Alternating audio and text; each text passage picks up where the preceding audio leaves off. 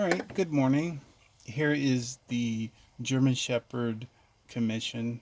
Their dog's name is Kobe or Kobe, I'm not sure which, but I wanted to do another one of these videos to show you some of the things that I've done and how I did them. So, initially, I guess the first thing I should share is the most difficult part for me when I do a dog carving or pretty much any portrait such as this. As you can see up here, here is the animal. And for me, at least, the most difficult part for me is this section right here. Because when you look at the picture, the reference picture, the you know exactly that this area is gone in here, but there's so many contours in here on the face that it's difficult for me to see it.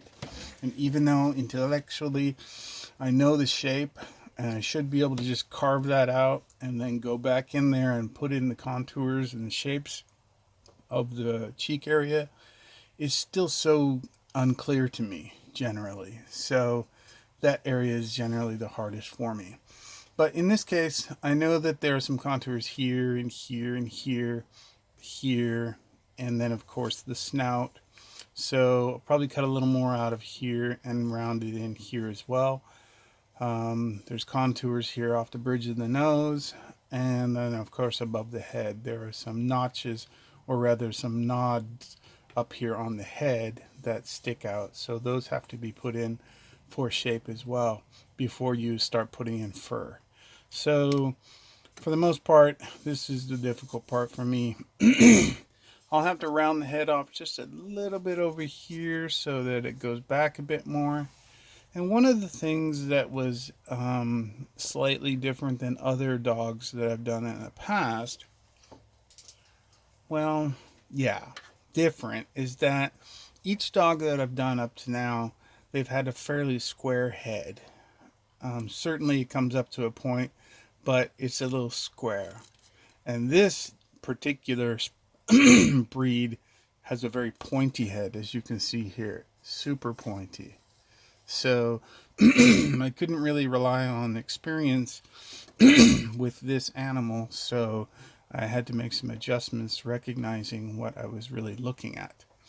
So in this case, the nose is quite large because the picture itself has it looking at you and it's pretty close, so it's going to taper back and be larger here.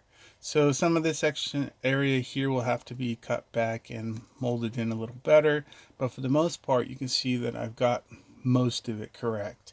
I have the tongue sticking out, and I had a number of pictures to choose from the commissioner, and this is the one I chose because it looked so attentive. It looked so happy and ready to, you know, do whatever it's looking at. Maybe it sees its leash, or they're getting ready to go out, or maybe they're leaving and dog's like, hey, what's going on? So it was so attentive that I loved the idea of this. So that said and done, basically I got the length correct, I got the contours mostly correct, I have the open mouth, the teeth within, the gums, the teeth coming up and out, the teeth in the front, the lips, the area of the mouth. By making this cut through, coming to this side, the actual narrowness of the snout is now clear. But when this is closed and there's darkness there, it looks far larger and thicker. But that light alone helps us to see the actual narrowness of the animal.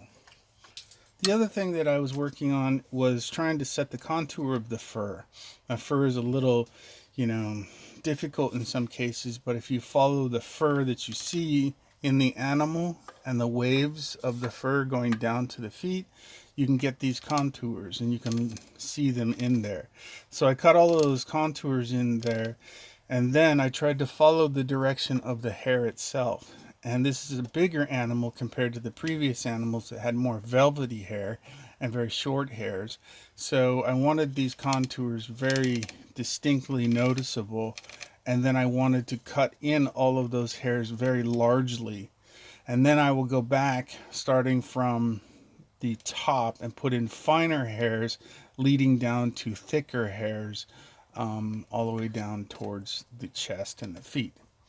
And then, of course, I added a few more hairs up on the ears as well.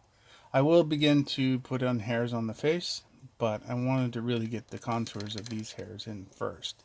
So when you're doing your work, you need to try to get in the contours of what you're doing first, and then put in the individual pieces after the contours are in. All right, I will continue with this and get back with you. Thanks.